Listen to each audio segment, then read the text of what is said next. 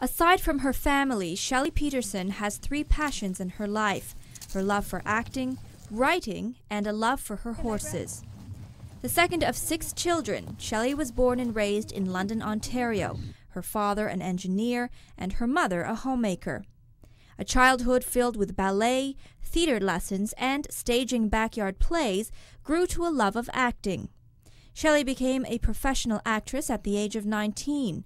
2 years later, she married lawyer-businessman David Peterson, a man who in later years would become a prominent figure in Canadian political history.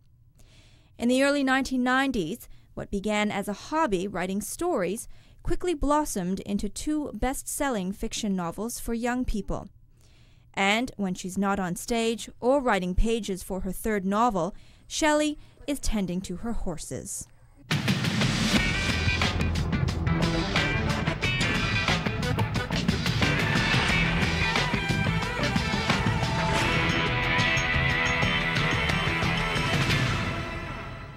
Peterson's first novel, Dancer, was published in 1996.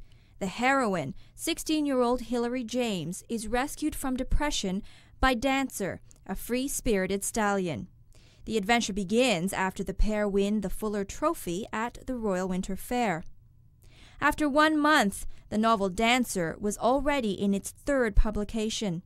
The novel became a bestseller in the young adult fiction category and drew favorable reviews from the critics.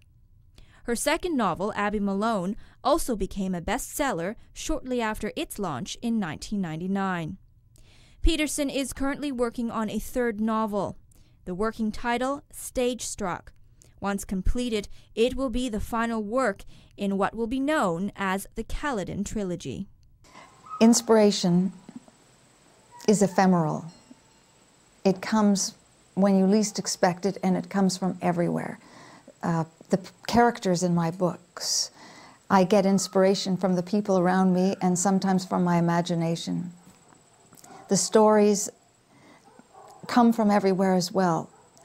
Inspiration is intangible. Inspiration is kind of a gift that falls into your hand sometimes, and sometimes you have to really work hard for it. And my first book, the inspiration for the entire book was actually a dream that was so vivid that I scrawled it down when I woke up, and I didn't write it right away, but it was a couple of years later, after it had buffeted around in my brain a little bit about how to shape it, how to make it into an actual story, that I wrote the book. I started writing the book. And especially when you're in the throes of writing the book, something will occur to you that is wrong that you have to fix, or something occurs to you, oh, I can solve this problem by this. So always when I'm writing the first draft, I have a pen and paper in my pocket or in the car or wherever I am, because then I just go, shh, because I'll forget. So then I haul out all these bits of pieces of paper and I'm back at work. Mm-hmm. So it's like a huge jigsaw puzzle. Now, you've written 2 best-selling novels. Is there pressure this 3rd time around? I hadn't thought about it, but thank you very much. Now there is. You know, this 3rd one, and I always do this. The first 2, I've sent drafts to all my nieces, nephews, anybody who's interested in reading it, friends, kids who are about the right age. 12 is a perfect age, any age really from 10 to 16. And I get a response. And so the 3rd book, the drafts that I've sent out, I've had a wonderful response. Do you feel a certain obligation? You were saying a lot of children will write to you and say, oh, we want this character to do this, and, yeah. Can you make this happen? And yeah. Do you sort of incorporate that? Do you consider that when writing the film? I do, because I hear what they're saying. I mean, they want a little more love interest. They ask those questions. Do Sandy and Hilary get married? Wouldn't it be wonderful if this happened or that happened? And they're interested much more in the kid characters than the adult characters, even though there are adult characters in all the books. And they're fascinated by the animals. The animals are characters themselves. These are larger-than-life animals, and they are. I go right into their psyches, so the animals become characters. and the kids write about that too. So I know that they care about the books and they write the most wonderful letters.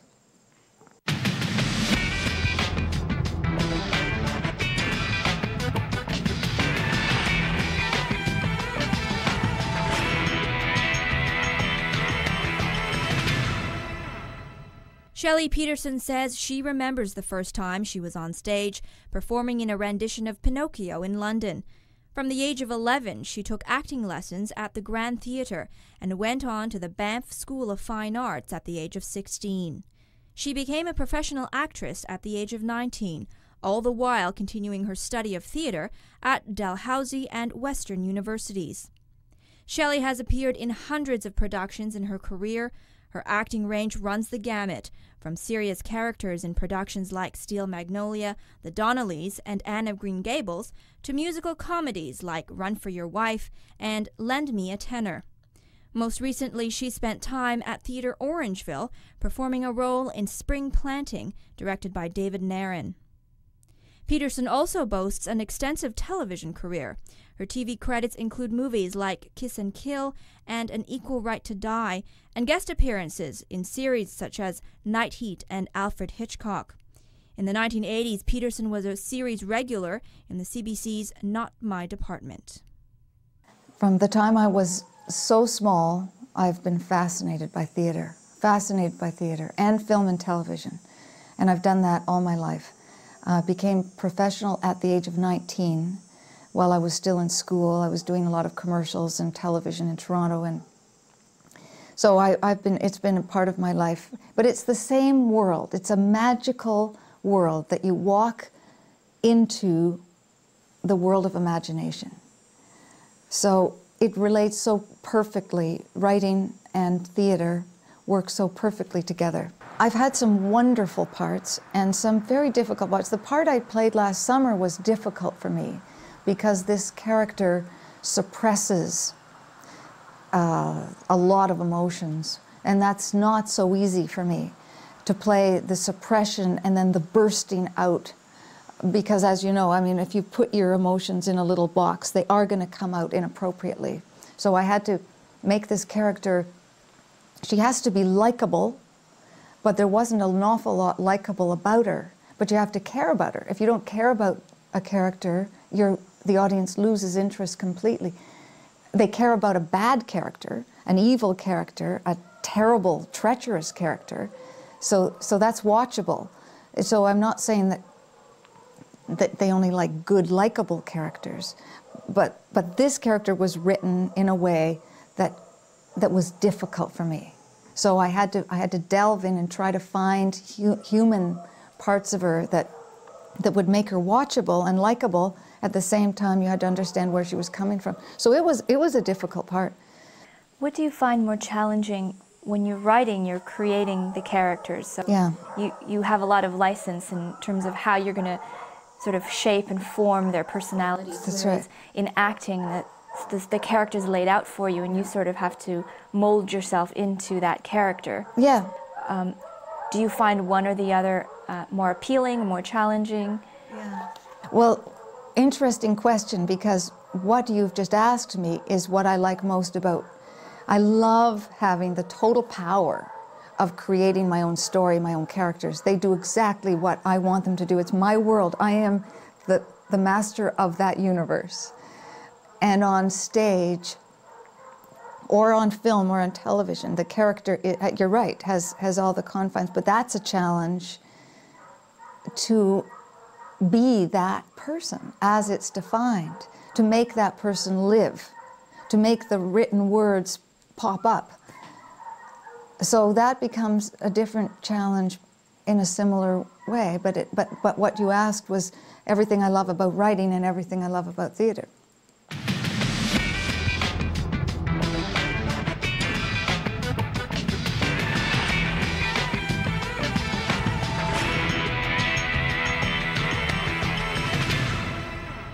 Quiet time for Shelly is time with her horses. She raises and boards horses who go on to appear in shows and win competitions. I've got 2 foals right now. One of them I own. Her name is Ruby Tuesday. She's a little filly, and she's actually, I don't know if the camera can see, or maybe they're not there, but the mum, Zena, and Ruby are out in that little field behind us. And the other one's a little colt, owned by one of the people who board with us. And so they're both born this summer. Do you have a favorite? Oh, favorites. They're all different. They're all, it's like asking which one of your children is your favorite. They're all different, and they all bring different things to this world. We have 6 horses, and all of them have their own distinct characters. And some of them are gregarious and humorous, and others are dignified and refined. And I mean, one horse will just want to do the job, and another one likes a little fuss attached to it to show a little spirit. So each one of them is a different deal. To be with my animals, I put myself on a different plane. I'm listening to them, and I'm training them. When I'm training my horses, it's a complete concentration, a complete focus, and it's an attentiveness. You have to listen and hear and try not to expect results. That's the hardest thing for me, is to try not to be pushing for results. 20 minutes a day to train a horse at the beginning. 20 minutes a day, then let them think about it. And they think about it, assimilate it, and then you start there again the next day. So very seamlessly, they find themselves with a saddle, a bridle, a person on their back, knowing how to turn, how to stop, how to go ahead, how to back up. It all becomes easy for them.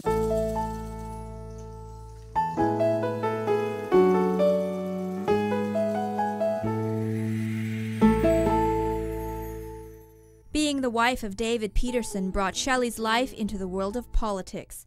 Shelly and David met in 1973. He had seen her on stage several times performing in a London theatre and had asked a friend to introduce them. According to Shelly, David is a self-described stage door Johnny. The two were married in 1974. David Peterson first became elected to the legislature in 1975. He became the leader of the opposition in 1982 and was elected as Premier of Ontario in June of 1985. His term ended in 1990. David Peterson is now chairman of the law firm Castles, Brock and Blackwell. There were wonderful experiences. We met incredibly good people all over the province of Ontario. We traveled all over the province. The kids were raised knowing where, you know, all the little places are everywhere in Ontario, and the campaign trails, and we met people we would never meet in any normal life, like Nelson Mandela and Desmond Tutu and the Queen of England and the royal family and the Japanese royal family and the people all over the world, presidents of Germany and France and Italy, and you know, this is a fascinating life. The stress, though, is people do think they own you. They feel they can say what they like. Oftentimes, it's not nice what they say, and that's not that those memories kind of fade, though. I would have to say that the good parts of politics certainly outweighed all the bad parts. The day that David was elected and he made his speech outside, this was 1985 on a very hot day in June, I think, and just, it was so emotional. It was a change of government. It was a fresh start, and everybody had such high hopes, and all the people that were elected were full of desire to do something good for the province and make life better for all kinds of people in the province that had been ignored a little bit. And I don't mean to be political at all. I don't mean to be at all, but that's how that day felt. It felt like it's our turn now and we're going to make something beautiful.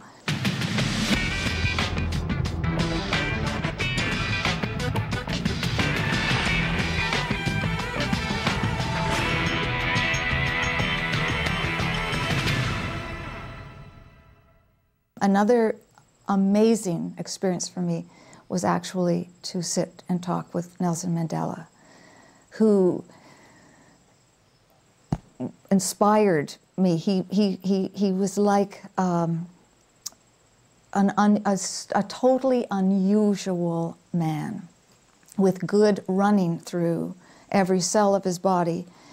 And I asked him, you were in prison for many, many years, and now you are the president of the country, and yet you're not punishing the people who were so bad to you, so cruel to you.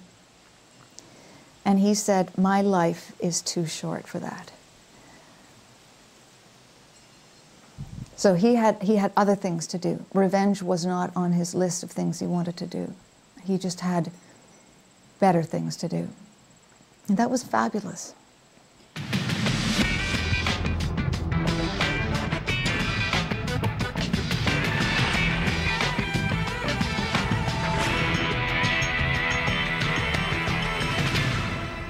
Amidst the whirlwind life of politics and her careers in acting and writing, Shelly and David had 3 children. The oldest is Ben. At 24, he has just completed a master's degree and is working in Ghana for the United Nations. 22-year-old daughter Chloe is an actress in New York City. And 19-year-old Adam is completing an undergraduate degree at Princeton. It was raising the kids that made my career take a back seat. And the choices I made then were certainly caused some problems in my career, because when people ask you to do something and you say, no, I can't because Chloe's got the flu, then they ask somebody else. So somebody else's career goes forward and yours goes backwards. But you know, every choice I made, I don't regret any of those choices to stay with my kids. I still worked. I didn't work as much. When I did a series for CBC when my kids were very small, called Not My Department. And I was supposed to go away and do a play right after that, and I had to cancel. And I felt terrible canceling. Everybody understood, but even if they hadn't understood, the kids were needing me. And when you do a series, you're gone at 6 in the morning, and some nights you're not home till 11 at night. And I did the series Doghouse in 1990, and that was 11 years ago, and the kids were small. So that's huge, to do 24 episodes. It takes you away. And so I did some things, I didn't do other things. I didn't do anything that took me too far away. I had to be able to keep in touch with the kids at all times. And they're wonderful people. They're all wonderful people, and I just feel very grateful for that.